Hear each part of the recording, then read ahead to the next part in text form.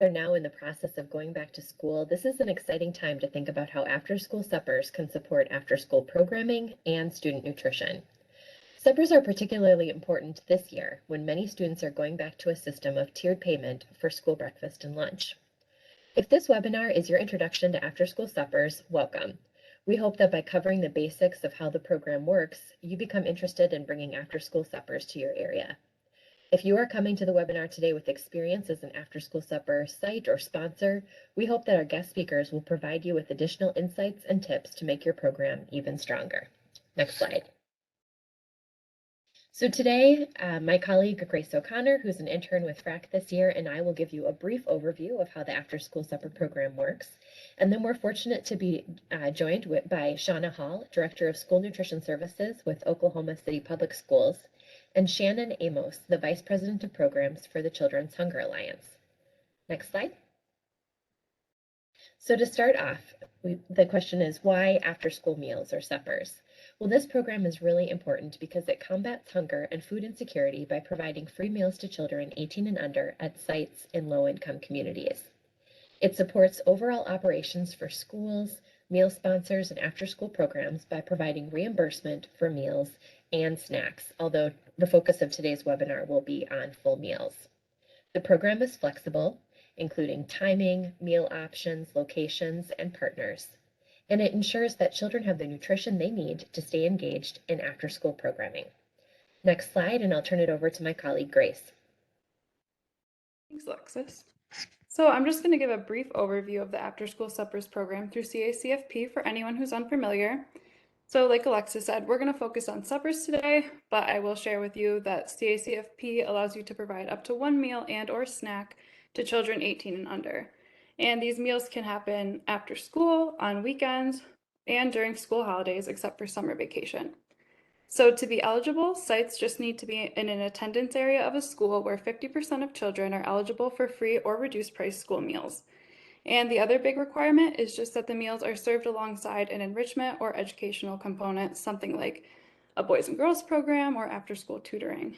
And then just like all federal meal programs, the after school supper has to follow the meal pattern components. Next slide, please. So the reimbursement for an after-school supper is $4.03, which provides a great opportunity to bring extra revenue into your school nutrition program. And just for an example, if you're serving 300 children a day for 180 school days, that would provide over $200,000 of extra revenue to your program. Next slide, please. And I just want to provide a little context as to why it's so important to start up an after-school meal program or strengthen your existing program.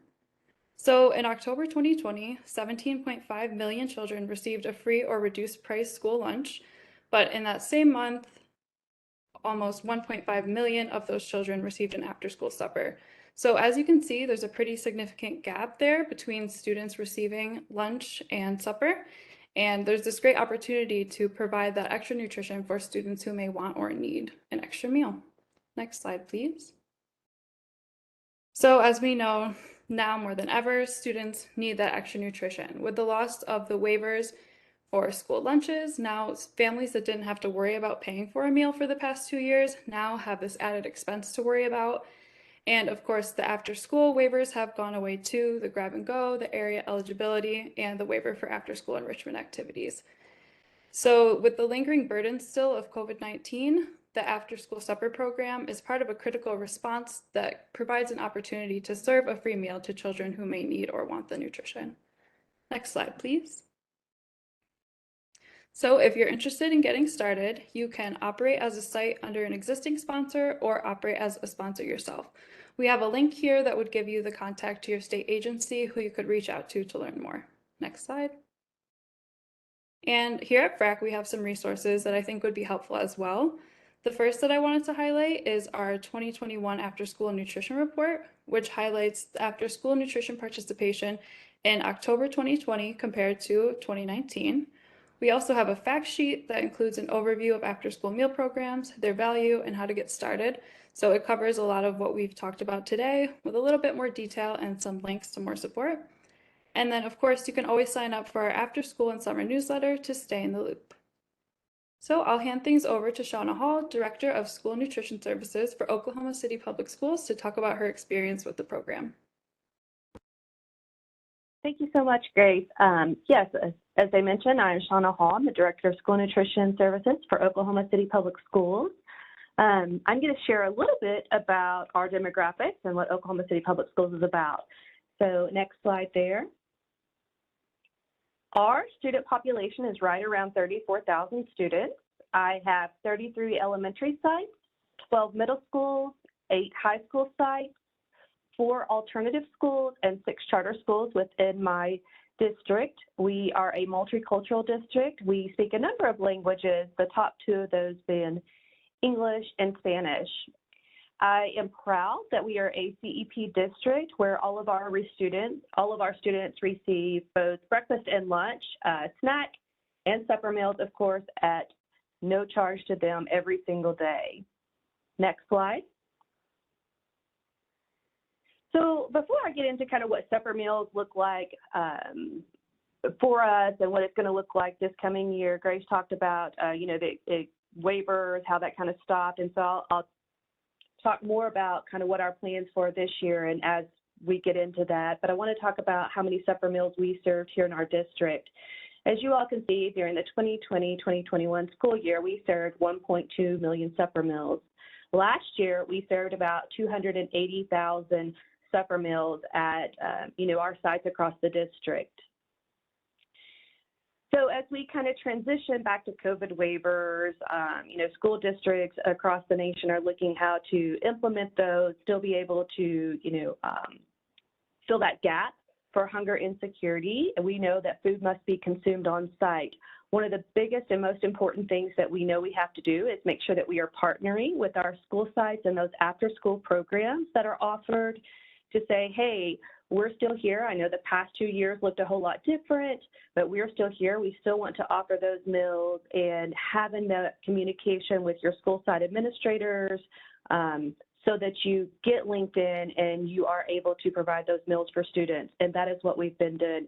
Here in my district, our assistant superintendents are very intentional about supper meals and what that looks like for our students. So we partner with them, and they are huge supporters of the child nutrition program and feeding our kiddos those after-school meals.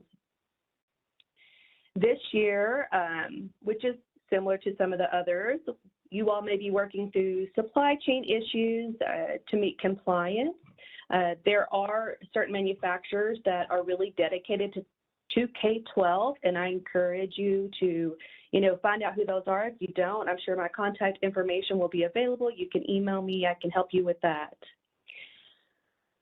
Sometimes, because of the supply chain issues, it may be that you look at just supplying those meals 2 to 3 days a week, and it may be that Monday, Wednesday, Friday, you serve this item, Tuesday, Thursday, you serve this item.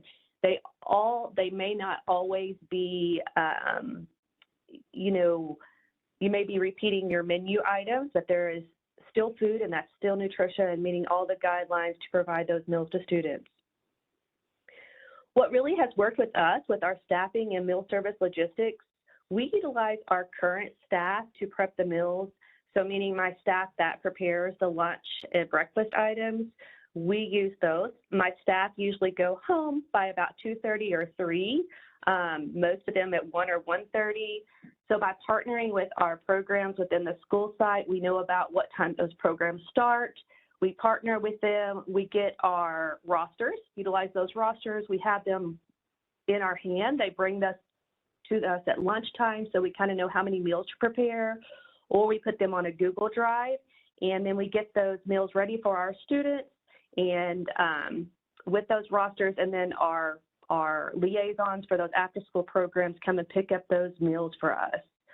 The type of meals that we have served and that work really, really well by being able to still utilize your labor is we have used like egg cold sandwiches. Those seem to really work best for us as a type of cold meal. Grab and go sandwiches, the fruit, the veggies, the milk.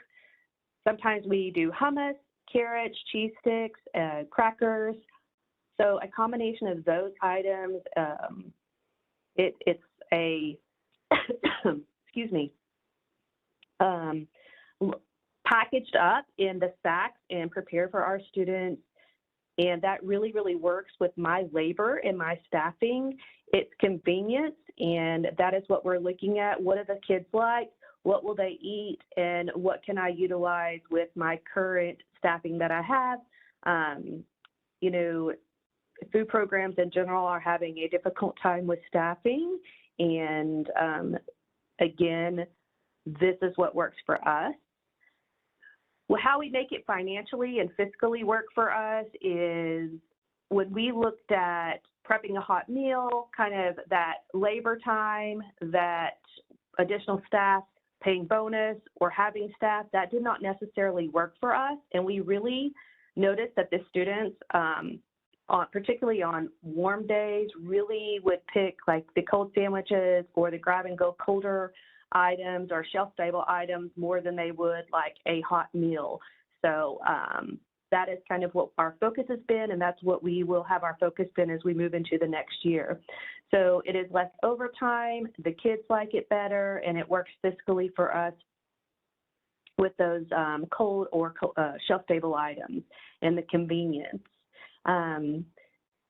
Thank you, and I think my last slide there just says thank you for all you do, and thank you for having the opportunity to let me talk about how we feed kids at Oklahoma City Public Schools. I'll turn it over to you, Shannon. Thank you so much. I put together a couple of slides to walk us through how Children's Hunger Alliance here in Ohio sponsors the After School at Risk program. We are a community sponsor, so we have a little bit of a different experience than school sponsors do. Next slide. I'm going to talk a little bit about how we do our program, and then also try to give kind of some considerations you may want to do throughout your kind of exploration of after school meals, if that's where you are, or if you're trying to expand. So, we have been an After School at Risk sponsor since inception in 2010, and prior to that, we served after school meals with the youth development program. But we started with about 60 meal programs in Columbus, and which is where our headquarters are. And the After School at Risk really allowed us to expand. So we're currently, just to kind of give you a scope of our sponsorship, at around a little over 300 unique programs in 32, about a third of the counties here in Ohio. And we provide close to 800,000 meals over the course of the school year. So we've been able to expand to serve both rural and urban programs. And a lot of that growth success has been word of mouth. As after school programs, they're connected in certain ways, either through licensure or just through, informal groups that they meet with, different school districts meeting to talk about after school. And word of mouth has been our best growth success. And then also after school networks. We have an Ohio after school network that operates here in the state, connects a lot of different after school programs with resources. Some of those are formal after schools, such as the 21st Century funded programs. Some are very loose grassroots organizations at churches or other community locations. But those local food access groups that meet, talk about community resources, are great places to talk about and expand after school meal sponsorship options. And then similar organizations in different geographies. For example, we serve 14 different library branches here in Columbus. Where are the other libraries in the state, and can we reach out to them to see if they qualify and if they're interested in serving meals? So all of those are definite ways that we have grown in the past and that have contributed to our success and growth over the last decade or so. Next slide. So just to kind of give a scope of partnerships, I think there are a lot of different partnerships. A lot of people think, kids stay after school and that's where the after school program is, but there's really such a diverse number of places where kids gather. So that's kind of why I put the question over there. Where else do kids go after school? There's so many different types of programs that are available. And so what one person may not think of it as a traditional after school program can really be a great place to feed kids with the After School at Risk sponsorship. So all of these partnerships that I've listed are places that we sponsor in different parts of the state. Everything, as I said, from libraries, government organizations like Parks and Rec, certainly school-based programs, but also youth community programs, immigrant refugee organizations, faith-based neighborhood associations, all of those in also all different parts of the state we've had a lot of success in reaching kids with after-school meals. So really we can fill gaps sometimes where school districts cannot. Sometimes school districts are limited to only being able to serve the kids, say, within their buildings. And so we can kind of help where those other places in the community, kind of similar to summer meals, where are other places in the community where kids are going, in this case, after school, that we can provide meals. Next slide. So I just wanted to give a really quick outline of our sponsor and site staffing and responsibilities, just to kind of tell how we are structured. I'll go over this really quickly, but we are a large sponsor, so some of this is in relationship to kind of how large we are, as well as how geographically diverse we are. So we have field specialists that are in different parts of the state. We have 5 field specialists that have a caseload that are in specific geographic regions and that are responsible for that outreach, qualifying sites to participate, all of the site application materials, training the sites annually or retraining, doing corrective action, as well as all of the monitoring. And then we also have centralized data staff at our headquarter office. That staff really works with our vendor relationships, which I'll talk about in a little bit, including our contracts, all of our ordering, our delivery slips, all of that reconciliation. They collect all the paperwork from sites at the end and process the claim and file the claim. So we kind of split up those. Those teams work very closely together, but we do have 2 distinct teams that really focus on each of those specific areas. And then the site staff itself, we're try to take as much of the administrative burden off of site staff. But really, they are responsible for accepting their food deliveries, for sanitation and food storage, of course, and food safety, food distribution, and then the attendance and point of service record keeping that they do daily. Next slide. So we have several different meal options, and I wanted to talk about these a little bit because I think it's important to recognize that especially in the diversity of partnerships that we have in multiple locations that we serve, it's important for us to offer different types of meal options that may work better for some than others. So we do not prepare, package, deliver any food ourselves. We work with local vendors in several parts of the state, mostly our urban areas, to provide meals. Those vendors, I have an example of a hot meal down in the corner there. It's all unitized meals and portion sizes. I don't have a cold meal example, but what you would typically think of as a sack lunch, with sandwich, fruit, vegetable, milk, would be in a similar setting. So really, the site staff can just take that and hand it out to the kids. There's no preparation involved. It's really just the storage and then the distribution. But we also offer shelf-stable meals. We use these, and this is the other picture there. There's a lot of different food in there, but that's an example of many different types of shelf-stable meals. This saved us during COVID, to be totally honest, because a lot of our local vendors were not preparing or delivering food. So we relied heavily on shelf-stable. But we had used shelf-stable pre-pandemic for backup options. So for example, our Columbus vendor may deliver to 50 to 60 sites on a daily basis with hot or cold meals. But if something always happens with delivery, right, it's just bound to happen as much as you can plan for it. There's traffic issues, there's a lockdown, there's, all sorts of things that may cause that delivery to be late. So we started providing these backup meals, shelf-stable backup meals, so that sites could keep extra food on hand to be able to, serve those when we can, not have the hot cold menu typically available. And then we had some sites who did not have refrigeration, did not have the ability to store safely cold and hot food. So they chose to do a fully shelf-stable menu. So we do offer that, and that has allowed us also to expand into rural areas where some of our vendors it's just too great of a geographic distance to travel to do a hot cold meal, and or that we haven't been able to identify a vendor in that area that can provide that. So we do offer a fully shelf-stable menu as well. And we do focus exclusively on meals, not snacks. That's primarily because of reimbursement, but also because we do have a lot of in-school programs who would want to utilize a snack that is offered under NSLP in the district. And so there was really kind of a low demand for snacks overall, and so we moved to provide exclusively meals. Next slide. So these are just some meal option considerations, I think, that are important if you aren't a school district and you need to source food outside of your own organization or outside of a school. These are a lot of really great questions to walk through and ask yourself to be better prepared. So, you know, for us, it's always what types of vendors can prepare CACFP food. Some of those are restricted based on the licenses they have. If they don't have a meat and poultry inspection from USDA, they can't serve us because they drop food and have the site staff serve. Sometimes their size limits them, or some of their equipment, you know, because we have unitized food, might limit their ability to prepare or package food for us. Does the food need to be unitized, or can it be bulk prepared? Sometimes I think that depends on, you know, what the site has available for storage, both refrigeration or reheat. And I think I say that down here.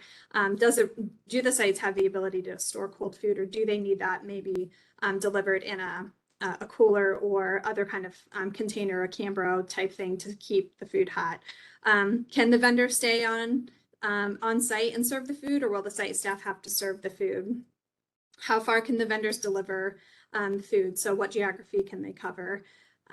If not all the sites have refrigeration capabilities, can the vendor package and deliver the food in a time frame that can keep food safe? So, you know, can they deliver, say, within 30 to 60 minutes of a meal service time, especially if they're serving multiple locations? That's an important consideration. If the site happens to be self-prep, what type of and level of food service license do they have? In Ohio, we have multiple levels of food service licensing that allows our centers or other programs the ability to prepare certain types of food, but not others. So if you are a self-prep facility, that's something to consider. And then how will sites serve food? In case something unexpected happened. That's partially why we went to the shelf stable option, because we wanted to have that safeguard in place and never have a situation where the kids did not have food because of an issue that happened with a delivery or logistics. But if as a sponsor you can't provide that, who is responsible for providing the backup food and talking with the sponsor, with the site about that in order to make sure the kids have food? So I crammed a lot in there, so I'm happy to answer questions, but I will turn it back to Frank. Thank you so much, Shannon and Shauna. It's always great to hear your insights from what it's really like to run these programs. So we have a couple minutes left to answer questions. I see one question in the chat so far, but if anyone else has a question, please feel free to send it in. So a question for Shannon from St. Mary's Food Bank in Arizona. What meal counting system do you use to collect from sites? This is always a big challenge for us. We are a large sponsor similar to you. Yes, we do use Minute Menu or KidCare for our claim processing. Part of the reason we use that software system is we also are a large sponsor of family daycare homes as well as childcare centers. So we use that software across the board for all of our sponsorships. As far as meal counting and claiming, yes, we struggle with this too. We do still use paper on site to record and send in meals. Minute Menu does have an option to enter point of service counts as well. We have found as a safeguard for paper is a little safer for us, only because then if something happens, there's internet issues, there's other things that prevent point of service happening online, especially in some of our rural areas that we always have that paper backup. So we do collect that. Thank you. Another question from Mary Aronica in the chat. Looks like maybe this is for, and from Marion, right? Maybe for Shannon again. Can you give an example of a shelf-stable supper? What about milk? And are you willing to share your shelf-stable menu? Yeah, we can absolutely share a shelf-stable menu. A shelf-stable milk is, you know, something that looks like our milk looks like a juice box container, but it is fully pasteurized and able to stay on the shelf just like any other component. So it's a full 8-ounce full milk component. And examples, so fruit cups, sometimes beef jerky sticks or sunflower seeds, or those types of things are used for protein. We do a lot of whole grain crackers, those type of things for the grains. So yeah, there's a variety of options. So I will send those, I can send those menus to Freck to share if you're interested. Thank you. Another question, what is the best way to access the information about this program for future reference?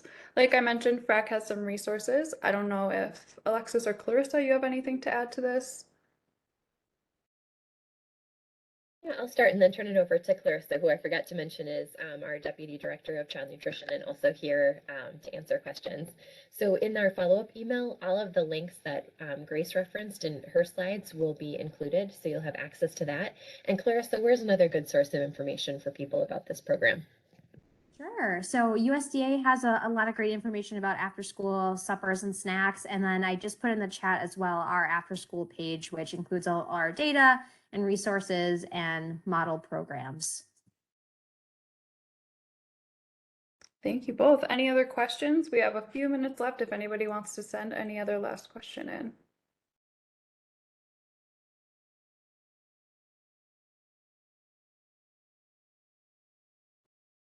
I will And ask a question of both speakers, if that's okay.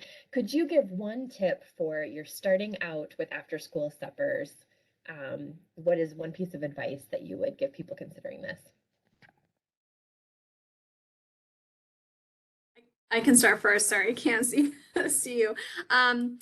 So I would say, you know, look at all the different pieces and parts that you have and how they're going to work together, and kind of, walk through that process. So, think about, what's happening at the site level and what needs to happen as far as training and support on there. Look at internal operations, such as, who's going to monitor, who are the responsible people, are there going to be different people that are responsible for the claim versus maybe the state application or other pieces that are, involved. How are you doing the whole food aspect? Is that something that's internal or you're connecting externally? So really mapping out a solid plan, because as you dig into each of those pieces, there's going to be more and more questions coming up. But I would say walking through that is going to really prepare you well for kicking off and to talk to other people, right? Talk to other sponsors like us or those that do sponsorship similar to how you want to do it, because they will be a wealth of knowledge, and everybody I have known has been welcoming to share information and,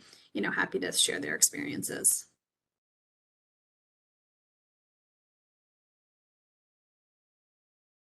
So Shauna, do you have anything to add? Sorry. Oh, no, you're good. Yeah, I think that one of the important things for you to know is know your community and, who you serve and what that looks like. During the COVID times, a lot of sponsors were sending home meals that had to be heated in microwaves. In my district, there's often families that have bare minimums that do not have microwaves. So it is important to know what your community looks like and do what of course, these have to be 8 on site, and it looks a little bit different. But again, know your community and what those needs look like, and really connecting and having those partnerships within your facilities to know when those after-school programs are and who's going to be your monitor of those programs, to make sure that you are in compliance so that when you're audited, you don't get findings.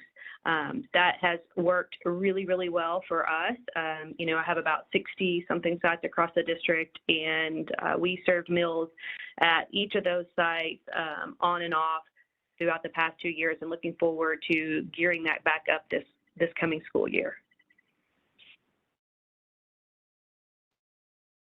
All right, it looks like that's it for questions. Thank you so much to Shauna and Shannon for being here, and thank you so much to all of you. Like Alexis said, we'll be sending out an email with all the links that we've mentioned, as well as a link to a recording of this presentation. Thank you. Thank you. Thank you.